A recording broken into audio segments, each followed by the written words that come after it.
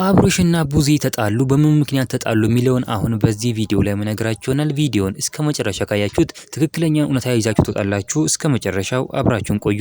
በጣም በሚገርም ሁኔታ እንግዲህ አብርሃምና ቡዜ ተጣልተዋል ማለት ነው። ሄርሜላ ለምን እንደዚህ ታደርጋለህ? ሄርሜላ ላይ ከፍቅር ጋር ትናንትና ያደረጋችሁትን ነገር በማህበራዊ ሚዲያ ላይ ሙሉ ተሰራጭቷል። ሄርሜላም ይሄን ነገር ስታይ በጣም ደንግጣለች ብላ ተናግራለች። ደግሞ እኔ የምለው አብርሃም ትክክል እያደረገ አይደለም፣ አብርሃም ትክክለኛ ውሳኔ እየወሰነ አይደለም ምላለው ማለት ነው። እኔ የምለው የሩትዬ ሀቅ ወጣላት፣ የሩትዬ እውነታ ተጋለጠላት ነው ምለው።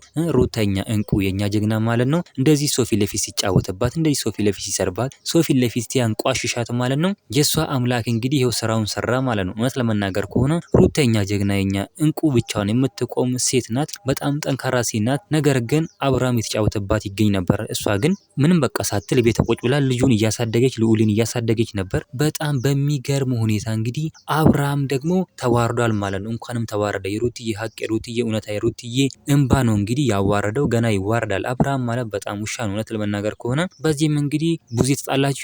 ሄርሜላ ላይ ለምን እንደዚህ ታደርጋለህ? ሄርሜላ ላይ ለምን እንደዚህ ትደርባለህ? ሄርሜላ ላይ ለምን እንደዚህ ነገር ታደርጋለህ ብለን ተጣላችሁ። ነገር ግን እኛ ደግሞ ሩታ ላይ ለምን እንደዚህ ያደርጋል ብለን እንጣላለን ማለት ነው። ገና ልክ ልኩን እንነግረዋለን። እውነት ለመናገር ከሆነ ትክክለኛ ነገር አድርጎ አያውቅም ማለት ነው። እውነት ለመናገር ከሆነ ሩተኛ እንቁኛ ጀግና በጣም ጠንካራ ነሽ። ምንም በቃ እሷ ብቻዋ ራሱ ብትቆም ትችላለች ማለት ነው። ኤፋ ወንድሟ አለላት፣ ወንድማችን ኤፋ አለላት። የሩትዬ መከታ አጠገቧ አለ። እውነት ለመናገር ከሆነ ሩታና ኤፋ ትችላላችሁ ያላችሁ መጻፋችሁን ኮሜንት ላይ እንዳትረሱ። እናንተ ምን ትላላችሁ? ሀሳብ አስተያየታችሁን ኮሜንት ላይ ማስቀመጡን እንዳትረሱ። ቪዲዮ ላይክ፣ ቻናሉ ሰብስክራይብ ማድረግ እንዳትረሱ። በሌላ ቪዲዮ እስከምንገናኝ በያላችሁበት የዓለም ዳርቻ ሰላማችሁ ብዝት ይበልልኝ። ደህና ሁኑልኝ።